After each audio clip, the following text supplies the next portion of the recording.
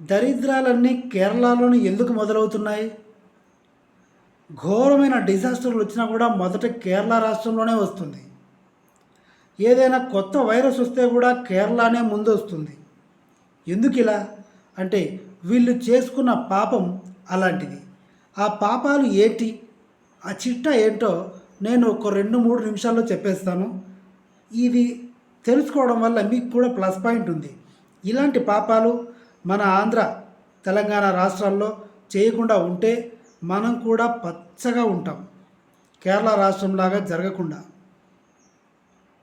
వీళ్ళ చదువు సంధ్యల వల్ల, ఎక్కువగా చదువుకోవడం వల్ల వేరే దేశాలకి వీళ్ళు మైగ్రేట్ అవుతారు. తద్వారా అమెరికా, ఆస్ట్రేలియా అక్కడ ఊరేగి అక్కడి నుంచి వైరస్లు తీసుకొచ్చి కేరళలో తగలబెట్టి కుటుంబాన్ని చంపుకుంటారు. ఎక్కువ ఎడ్యుకేషన్ ఉన్నది కేరళనే మన భారతదేశంలో. కాబట్టి అమెరికాకి, సింగపూర్కి, జపాన్కి, చైనాకి తిరుగుతూ ఉంటారు. తిరిగి వైరస్ని తీసుకొచ్చుకుంటారు, అందరికీ అంటగడతారు. ఇది ఎడ్యుకేషన్ సిస్టమ్స్. దానివల్ల ఇంకోటి రౌడీయిజం. ఒక రోడ్డు మీద చిన్న పిల్లని నరికేశారు. 5-6 ఏళ్ళ అమ్మాయి, రక్తం ఓడుతుంది, శవం కింద పడింది.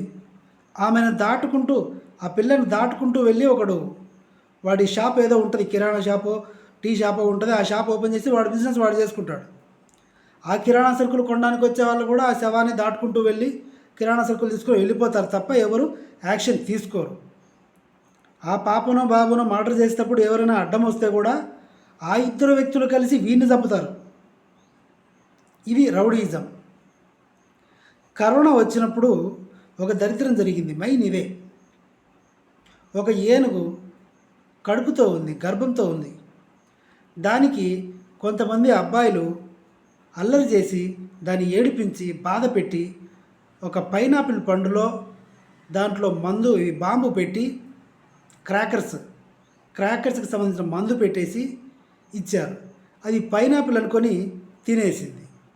తర్వాత చనిపోయింది. గర్భంతో ఉన్న ఎలిఫెంట్ చనిపోయింది. ఇంతకంటే ఘోరాలు ఉంటాయా?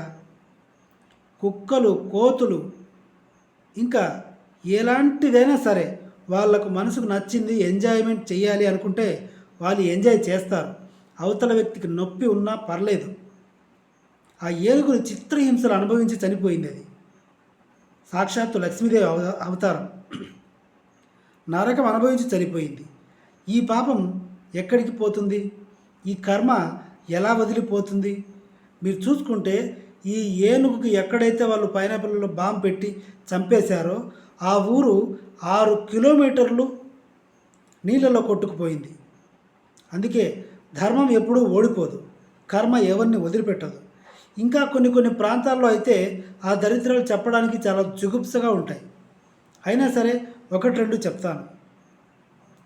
ఇంట్లో 4 అన్నదమ్ములు ఉంటే ఒకడికి పెళ్ళి అయితే మిగతా 3 కూడా పెళ్ళి అయిపోయినట్టే. ఆ అమ్మాయి ఇంటికి కోడలు, కానీ చిన్న కోడలు, పెద్ద కోడలు అవన్నీ ఏం లేదు.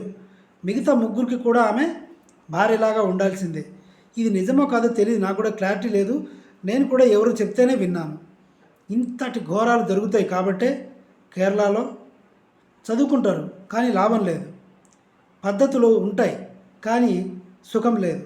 ధర్మాన్ని పాటించాల్సిన సమయంలో ధర్మాన్ని పాటించకుండా వాళ్ళ సుఖం కోసం వెకిలి చేష్టలు చేస్తూ జంతువులను హింసించి ఇలా ప్రాణాల మీదకి తెచ్చుకొని ఊర్లు కొట్టుకుపోయాయి.